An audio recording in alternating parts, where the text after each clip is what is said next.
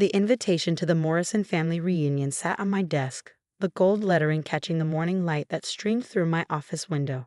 Across its elegant surface, someone had written in angry red ink, "Doin TSHO with your face at the reunion." The handwriting was my cousin Peter's, current CEO of Morrison Manufacturing, the company my grandfather had built from nothing. The same company I was about to save from bankruptcy, though they didn't know it yet. My phone buzzed with another message from Peter. "I mean it, Emily. Stay away. We don't need your kind of negativity at a family celebration." My kind of negativity. That's what they called my warnings 3 years ago, when I tried to tell them their manufacturing methods were becoming obsolete, when I suggested investing in automation and artificial intelligence to stay competitive. "You don't understand business," my Uncle James had sneered during that fateful board meeting. "You're just a junior analyst trying to play with the big boys." I wasn't just a junior analyst. I was a Stanford MBA graduate who had specialized in manufacturing automation, but they didn't care about my qualifications. All they saw was little Emily, the family disappointment who refused to learn the business from the ground up like everyone else. So I left, not just the company, but the country. I moved to Singapore and started consulting for manufacturing firms across Asia. Within 2 years, I had built Advanced Manufacturing Solutions, AMS, into one of the most respected names in industrial automation. My family didn't know this, of course. They thought I was still doing small-time consulting work, probably struggling to make ends meet. They had no idea that the mysterious AMS their competitors kept raving about was actually run by the cousin they'd dismissed. I picked up the reunion invitation again, remembering the last family gathering I'd attended. It was Christmas 2 years ago. I had just closed a $200 million deal with one of China's largest manufacturers. But at the Morrison dinner table, I was still a failure who had abandoned the family business. "At least Peter understands loyalty," my mother had said, pointedly ignoring my untouched wine glass. "He's tripled the company's revenue." What she didn't mention was that the revenue increase came from taking on massive debt to maintain outdated operations. I had tracked Morrison Manufacturing's decline through industry reports and insider contacts. They were 3 months away from complete collapse. My assistant knocked on my office door. "Ms. Morrison? The acquisition papers are ready." I nodded, taking a thick folder she handed me.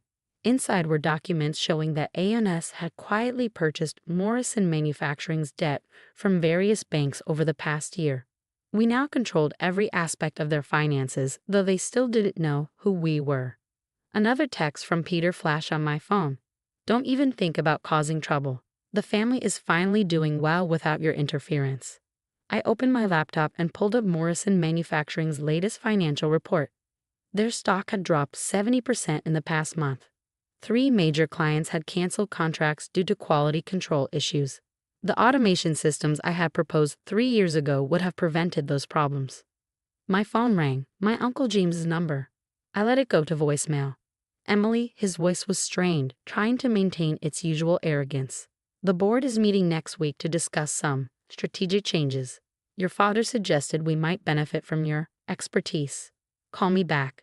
I smiled. So they had finally realized they needed help, but they still didn't know how much trouble they were really in. The next text came from my cousin Sarah. "How dare you ignore Uncle James' call, after everything the family has done for you?" Everything they had done for me? Like blocking my promotion 3 years ago. Like mocking my suggestions in front of the entire board. Like banning me from the family reunion because I dared to suggest their precious company needed modernization. I opened my safe and pulled out another document, the original contract from when my grandfather founded the company. There, in clear legal language, was the clause that would save or destroy Morrison Manufacturing. Any sale, merger, or major restructuring of the company requires unanimous approval from all living direct descendants of James Morrison Sr. That included me. My grandfather had added that clause to protect the company from hostile takeovers. He never imagined it would one day give his unsuccessful granddaughter the power to decide the company's fate. I pressed my intercom. "Janet, please send in the lawyers." 3 men in expensive suits entered my office. They had been working on this case for months, preparing for this exact moment. "Gentlemen," I gestured to the chairs in front of my desk. "It's time to discuss the Morrison Manufacturing takeover." "Are you sure about this, Ms. Morrison?" the lead lawyer asked. Once we move forward, there's no going back. Your family? My family made their choice when they banned me from the reunion. I cut him off. Now it's my turn to make a choice. I glanced at my phone, another missed call from Uncle James, two texts from Peter, and an email from my father marked urgent. Family business matter. Too little too late. I picked up my pen, ready to sign the documents that would seal Morrison Manufacturing's fate. In 3 months, when they discovered their only hope of survival required my signature, they would learn exactly who they had dismissed. The question was, would I sign to save them, or would I send back an empty envelope?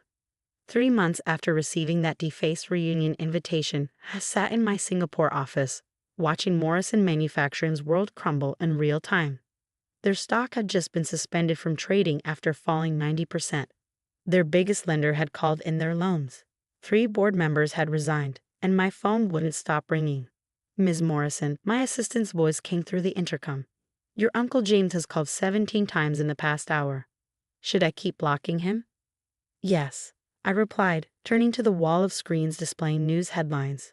Morrison Manufacturing faces bankruptcy, historic family company on brink of collapse. Advanced Manufacturing Solutions set to acquire Morrison assets. My cousin Peter's name flashed on my phone again. This time I answered. Emily, he sounded breathless, panicked. Where have you been? We've been trying to reach you for days. I thought I wasn't supposed to show my face, I replied calmly. Isn't that what you wrote on my reunion invitation? That was different. We need you now. The company, there's this firm, AMS, they've bought all our debt. They're going to take everything unless all family members sign off on a restructuring deal. I smiled, spinning in my chair to look out over the Singapore skyline. Really? Tell me more about this AMS.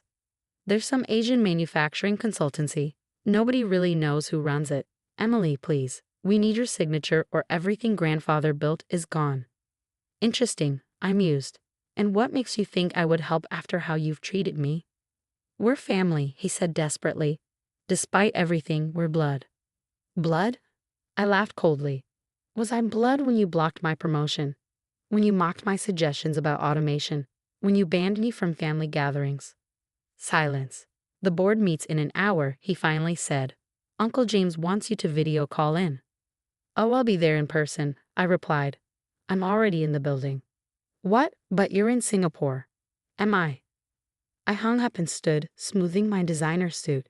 Through my office window, I could see the Morrison Manufacturing headquarters across the street. I had rented this office specifically for this moment. Janet, I called to my assistant. Is everything ready?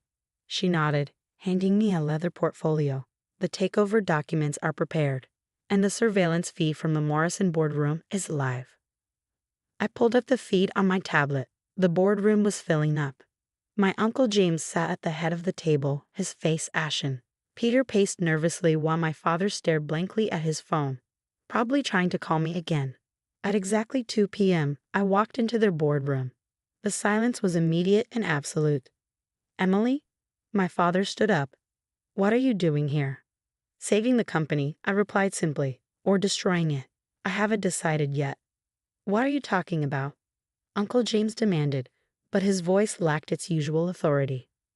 I opened my portfolio and began laying out documents. 3 years ago, I told you our manufacturing processes needed modernization. You laughed at me, so I left and built the most advanced manufacturing consultancy in Asia. What does that have to do with? Peter began, but his voice trailed off as understanding dawned. No. Yes, I smiled. Advanced Manufacturing Solutions. AMS my company. The room erupted in chaos. Uncle James jumped up, knocking over his chair. My father's face went pale. Peter looked like he might faint. That's impossible, James sputtered. AMS is worth billions. 4 billion at last valuation, I confirmed. Amazing what can happen when you actually understand modern manufacturing. I laid out the final document, the takeover agreement. You have 2 options. Option 1.